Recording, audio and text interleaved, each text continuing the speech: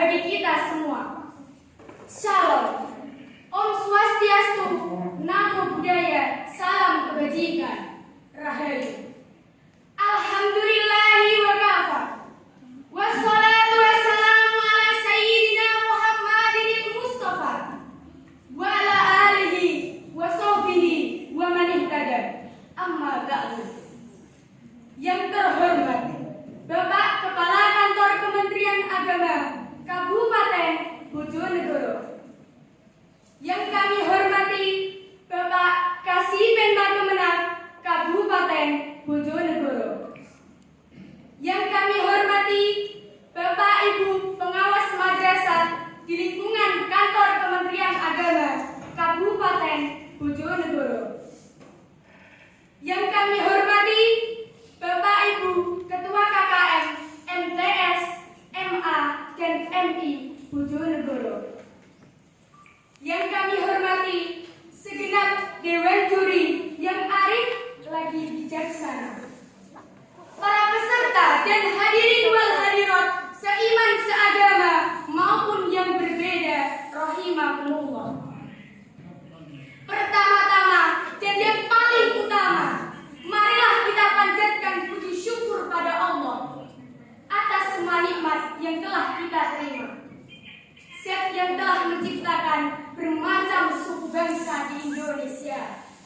Ada Jawa, ada Sunda, ada Batak, ada Toraja.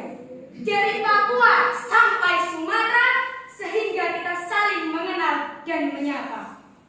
Alhamdulillah, begitu besarnya negara kita, Indonesia. Kedua kalinya, sholawat serta salam mudah-mudahan senantiasa terlimpah ruah kepada Rasul mulia Muhammad Al-Mustafa, pemimpin umat yang terpercaya, pemberi syafaat kelak tiada duanya, hingga selamat dari api neraka. Mudah-mudahan kita semua menjadi ahli surga. Amin. Hadirin sekalian yang berbahagia, Indonesia merupakan negara kepulauan, negara kaya dengan keberagaman budaya, ras, suku, bahasa, dan agama. Di satu sisi hadirin, keberagaman ini menjadikan Indonesia negeri yang unik dan menarik. Sementara di sisi lain, kalau tidak dijaga dengan baik, bisa menjadi sumber potensi konflik. Munculnya fanatisme buta, persaingan feodal, bahkan bentrokan yang dapat meruntuhkan falsafah negara. Bhinneka Tunggal Ika. Maka patutlah banyak orang menyebut Indonesia adalah negara indah, negara damai, negara rukun, negara besar yang beraneka ragam. Indah dalam keberagaman, damai dalam kebersamaan.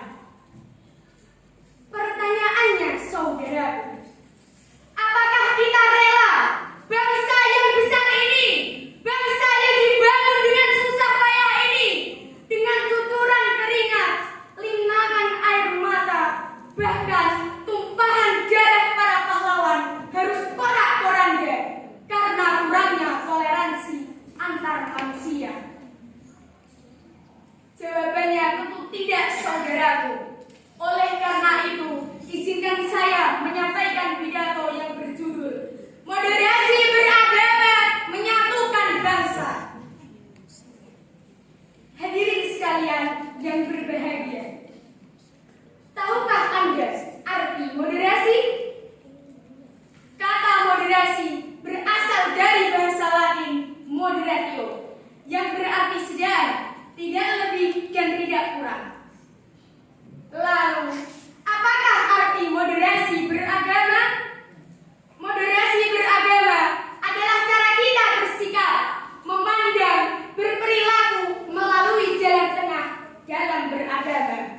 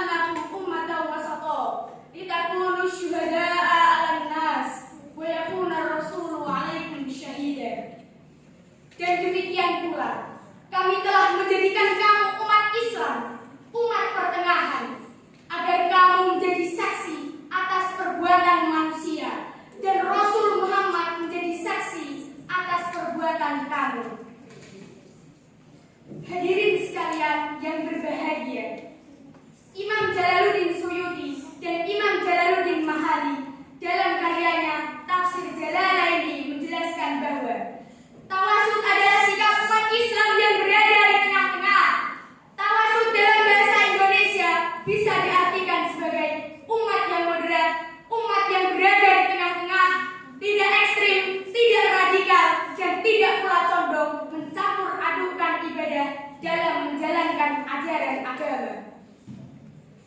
Kemudian, cara untuk mencapai moderasi beragama yang kedua adalah dengan bersikap tasamuh atau toleransi, yaitu saling menghargai dan menghormati antar sesama, lebih khusus lagi perbedaan agama. Begitulah Islam menjadi besar, dihormati, disegani, dan dicintai. Presiden keempat kita, Gus Dur, mengatakan, kita butuh Islam ramah, bukan Islam marah. Beliau juga mengatakan, tidak penting apa sukumu, apa agamamu, selama kamu bisa berbuat baik kepada semua orang. Mereka tidak bertanya apa agamamu. Rasulullah SAW juga mengatakan dalam sebuah hadis riwayat Bukhari, an Ibnu Abbas, qala qila li Rasulillah sallallahu alaihi wasallam, ayyul adyani ahabbu illallah? Qala al-hanifiyah as-samha. Artinya, dari Ibnu Abbas, beliau berkata, ditanyakan kepada Rasulullah sallallahu alaihi wasallam, agama manakah yang paling dicintai oleh Allah? Maka beliau bersabda, al-hanifiyah as-samha, yang lurus lagi toleran.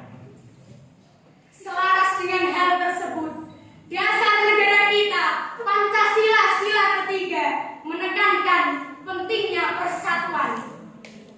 Hal ini dapat diimplementasikan melalui sikap tenggang rasa, toleran, dan sikap moderat dalam beragama.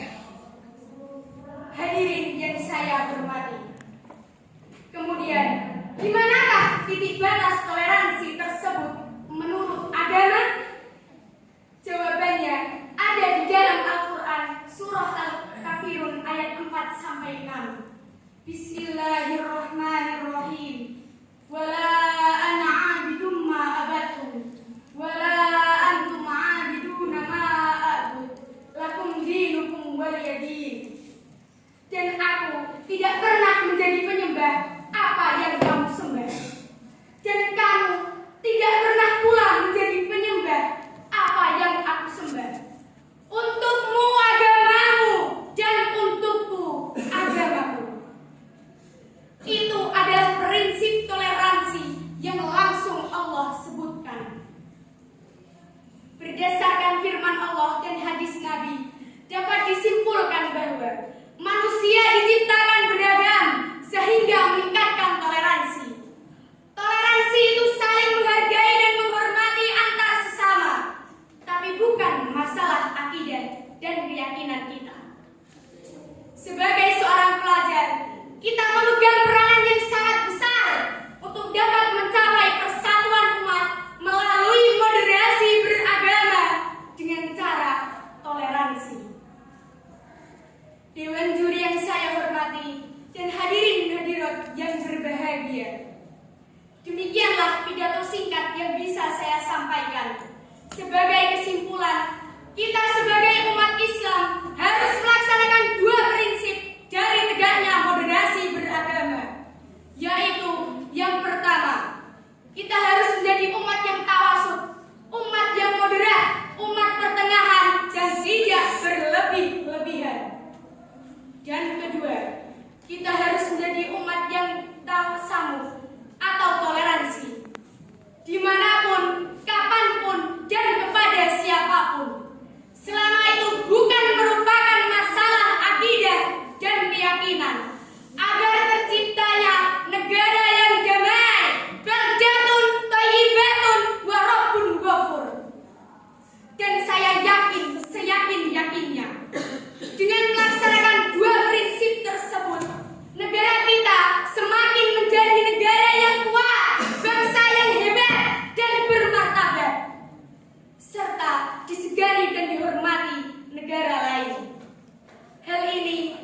dibuktikan melalui penghargaan yang telah diterima oleh Bapak Presiden Joko Widodo pada tanggal 7 November 2022, yaitu Penghargaan Perdamaian Internasional Imam Hasan bin Ali tahun 2022 dari Abu Dhabi Forum Peace Award atas penghargaan Indonesia berperan menjaga perdamaian dunia. Hadirin sekalian yang berbahagia, sebelum saya tutup pidato ini, izinkanlah saya berpantun. Dari Bojonegoro ke Surabaya, jalan yang lenyir sepanjang kota, kita jaga kerukunan umat beragama supaya Indonesia aman, damai, sentosa. Jayalah madrasahku, jayalah bangsaku, jayalah negeriku, merdeka. Demikian yang bisa saya sampaikan. Terima kasih atas segala perhatian. Mohon maaf atas segala kekurangan.